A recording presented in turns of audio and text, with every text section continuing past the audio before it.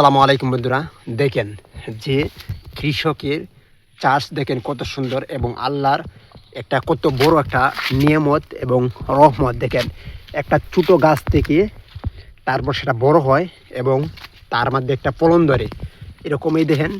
মাশাল্লাহ মাশাল্লাহ সুবহানাল্লাহ, দেখেন কত সুন্দর লাউ ধরছে, দেখছেন ভাই কত সুন্দর লাউ।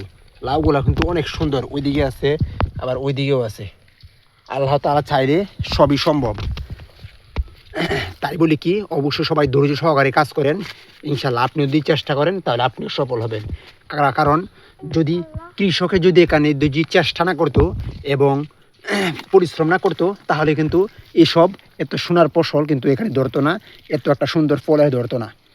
তাই কৃষক পরিশ্রম করছে, তাই কিন্তু এটা সফল হয়েছে এবং মাশাল্লাহ ফলন ধরতেছি। তাই বলি কি, সবাই কষ্ট করেন।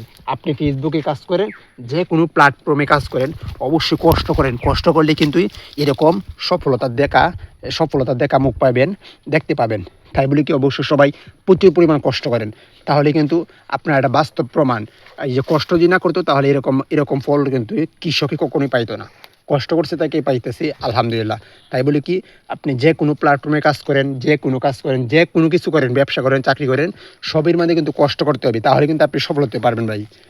কথাটা যদি আমার ভালো লাগে অবশ্যই ভিডিওতে লাইক, কমেন্ট এবং শেয়ার করে দেবেন।